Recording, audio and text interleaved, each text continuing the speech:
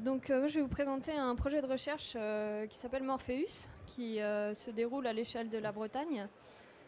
Moi, je suis Virginie Anquetil et je travaille aussi avec Philippe Wood, qui est dans la salle et qui sera là aussi pour la table ronde tout à l'heure, qui est sociologue de l'environnement et aussi à l'Agrocampus Ouest. Donc, le projet Morpheus, c'est un projet qui est cofinancé par l'Agence de l'eau et la région Bretagne, et qu'on réalise en partenariat avec le CRECEB. Donc ça donne une dimension opérationnelle assez forte au projet. C'est un projet qui est assez court pour un projet de recherche, donc qui dure 2 ans. Et donc on est à mi-parcours cette année. Voilà, on a une équipe assez pluridisciplinaire, puisqu'on mélange sociologie de l'environnement, géographie, et Elsa Körner, qui était avec nous jusqu'à décembre, était plutôt orientée sciences politiques. Donc on a un panel de sciences humaines et de disciplines des sciences humaines qui nous ont permis d'aborder les différentes questions que je vais vous présenter plus tard.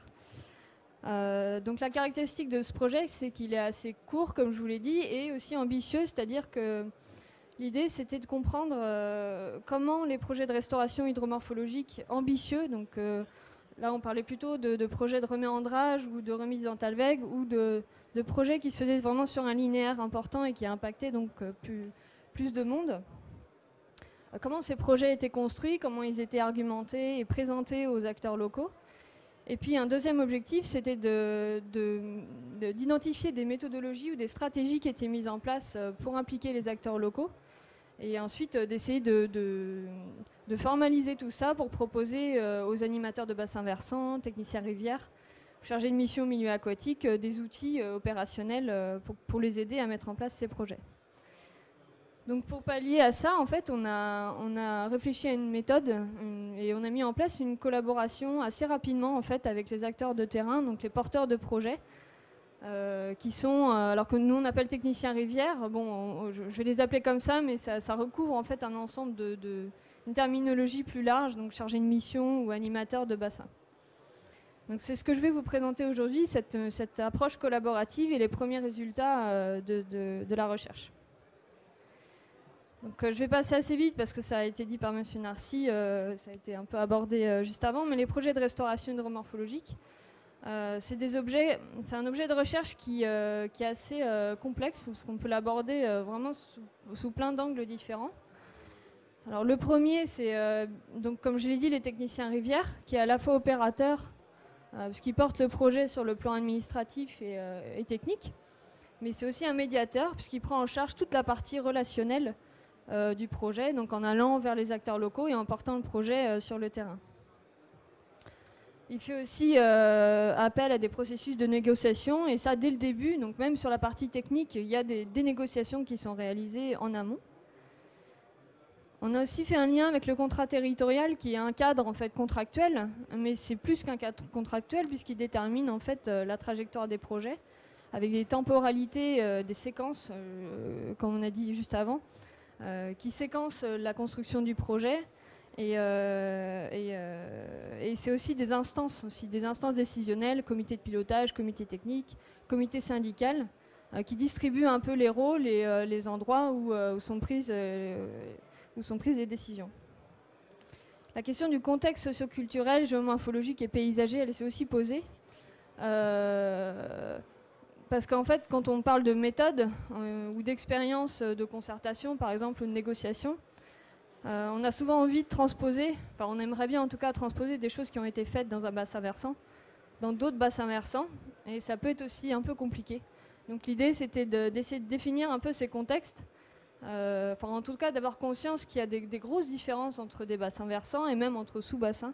Les lieux de projet en fait sont uniques et doivent être considérés comme uniques.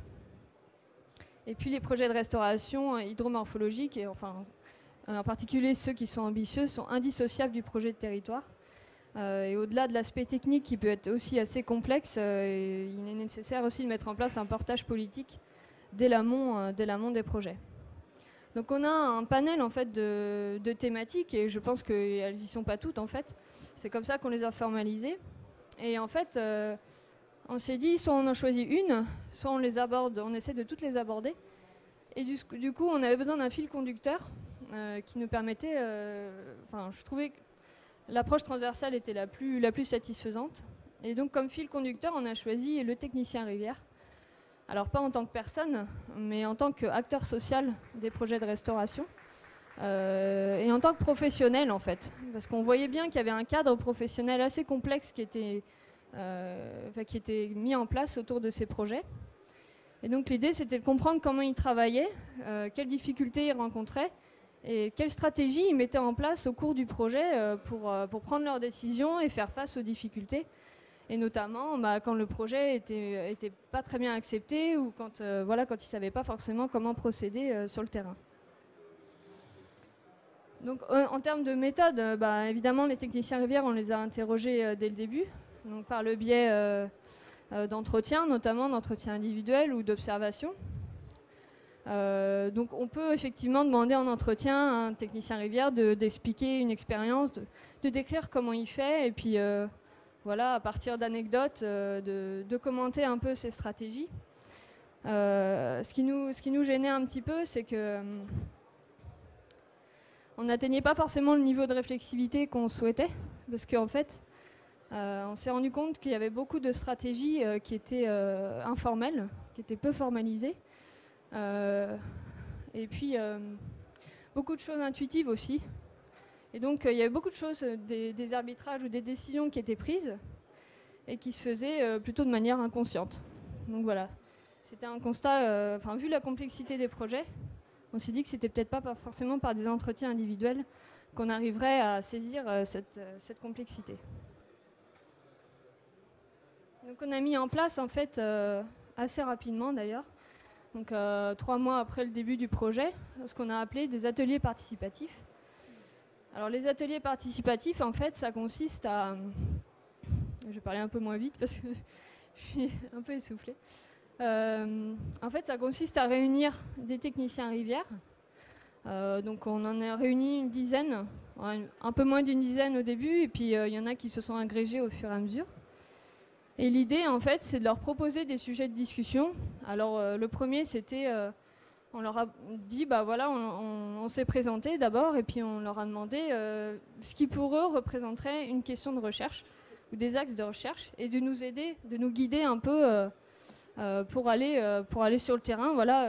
Déjà quel terrain, quel type de terrain, quelle échelle d'analyse et quelles sont les questions qui vous intéresseraient le plus à développer. Et donc on est parti sur des discussions comme ça et en fait le fait de partager des expériences, de confronter les points de vue aussi, des gens qui n'avaient pas la même expérience ou qui étaient sur d'autres territoires, ça permettait de faire émerger petit à petit des questions de recherche. Et ça permettait aussi, ça nous a permis d'identifier des études de cas, donc des territoires où il y avait des questions qui se formalisaient et qu'on a pu choisir par ce biais-là. Donc les 4 études de cas, je n'ai pas le temps de les développer, mais peut-être que dans les questions, il y aura des questions spécifiques. Ce qu'on a décidé de faire, en fait, c'est de choisir des territoires et d'adapter la question de recherche aux demandes, aux spécificités du territoire et aussi aux demandes opérationnelles du technicien rivière en question. Ce qui donne, en fonction des études de cas, des éclairages assez différents sur les projets de restauration et la conduite de ces projets.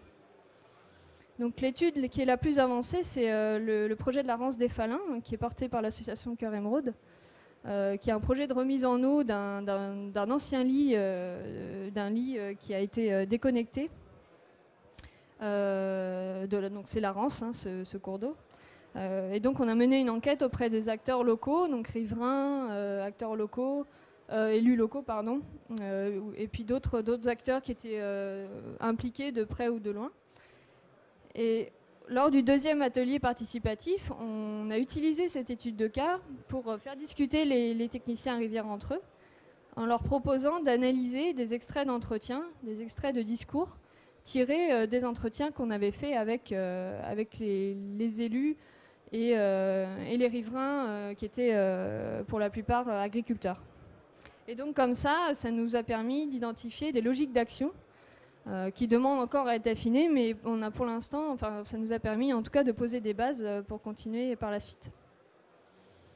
Donc ces logiques d'action, il y en a 2. Et on voit qu'en fait, elles sont articulées de manière instantanée, donc pas forcément de manière séquentielle comme on aimerait, mais en fait de manière assez spontanée. Et il y a des tensions qui émergent au cours des projets. Donc la première logique, c'est une logique dite environnementaliste. Pourquoi ? Parce qu'en fait, c'est le point de départ du projet de restauration. Et elle est structurée d'abord par un référentiel dit environnementaliste. Donc un référentiel, c'est en fait une vision du monde. C'est une manière de voir le monde, et en l'occurrence le cours d'eau et la restauration. Et pour ce qui concerne ce référentiel, ça correspond à une conception écologique du cours d'eau et de la restauration. Donc le cours d'eau occupe une place centrale et les enjeux environnementaux également. Assez rapidement, en fait, pendant la conception du projet et lorsqu'il est présenté aux acteurs locaux, ce référentiel environnementaliste entre en tension avec d'autres référentiels qui sont sur un autre registre et qu'on appelle des référentiels locaux. Alors ça peut être par exemple un agriculteur qui se préoccupe, quand on lui parle de restauration, peut-être que lui, il ne va pas forcément voir les enjeux environnementaux au centre de son attention, mais peut-être plus la rentabilité économique de son exploitation, par exemple. Il peut y avoir aussi une dimension affective, donc des souvenirs, des choses qui ressortent et que la restauration fait réémerger et qui du coup donnent un aspect un peu nostalgique à ce projet.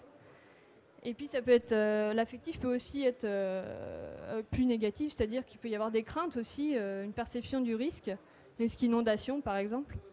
Et donc tout ça, ça va donner une coloration en fait à la manière dont les gens perçoivent le projet et qui peut plus ou moins bénéficier au déroulement en fait du projet de restauration. Donc quand il y a des tensions qui émergent, et en réalité elles émergent systématiquement, il y a une deuxième logique qui est mise en place, qui est une logique de conduite de projet. Là, il y a ce qu'on appelle des approches participatives qui sont mises en place. Alors c'est volontairement vague. Ça peut être concertation, négociation, mais on se rend compte que ces catégories-là, sur le terrain, en fait, elles n'ont pas trop de sens, parce que il y a beaucoup de choses qui se font de manière informelle, en tout cas pour le cas de la Rance des Falins. L'objectif, en fait, c'est de construire une relation de confiance, en fait, avec les acteurs locaux. Donc ça passe par des rencontres plutôt interindividuelles. Mais il y a quand même une finalité, c'est d'organiser ces contacts sociaux, de réguler la manière dont les gens s'investissent dans le projet. Et l'idée, c'est quand même de contrôler un peu comment le projet va évoluer, autant dans son contenu que dans les temporalités de son projet, en fait.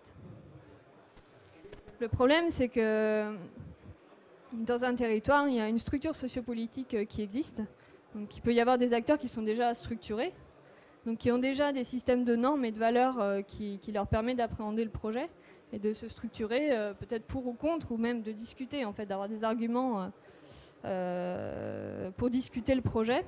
Et puis le projet peut lui-même modifier cette structure sociopolitique en mettant en présence des acteurs qui n'ont pas l'habitude de se côtoyer, donc des agriculteurs et des élus, par exemple. Et alors ça peut avoir un aspect positif, puisque ces acteurs-là, en discutant, ils vont se trouver des valeurs communes. Et par exemple, pour la Rance des Falins, c'était vraiment la mémoire du cours d'eau et l'histoire, l'identité de ce territoire, qui s'est trouvé être assez fédérateur entre tous les acteurs. Et du coup, ça a été saisi ensuite par les porteurs des projets pour mobiliser les acteurs autour du projet. Donc voilà, il y a une articulation en fait de ces deux logiques. Alors, ça se fait pas forcément de manière cyclique et séquencée, mais ça se fait, tout se fait en même temps en fait, ce qui rend assez complexe la tâche des porteurs de projet. Et donc nous, on va affiner ça par la suite avec les autres études de cas pour essayer d'identifier les points sensibles et puis les leviers qu'on peut utiliser pour, au moins pour anticiper les tensions ou au mieux pour les dépasser. Alors, on en parlera peut-être après lors de la table ronde, mais là, il y a ce travail de médiateur, souvent, fait par le technicien Rivière. Mais ce travail de médiateur, il ne peut pas être isolé. C'est-à-dire que s'il n'y a pas aussi un tandem avec l'appui des élus, c'est quand même compliqué pour le technicien Rivière dans certaines situations, quoi. Ouais, tout à fait. Ouais. Ce tandem, on l'a vu Notamment l'étude de cas à la Rance. Xavier en parlera peut-être tout à l'heure dans la table ronde, mais effectivement, en fait, le technicien rivière évolue vraiment dans un cadre social, et c'est ça, et donc chaque interlocuteur joue un rôle. Et donc c'est en fait en se servant de ce cadre professionnel en fait qu'on arrive à détecter justement les relations qui sont primordiales en fait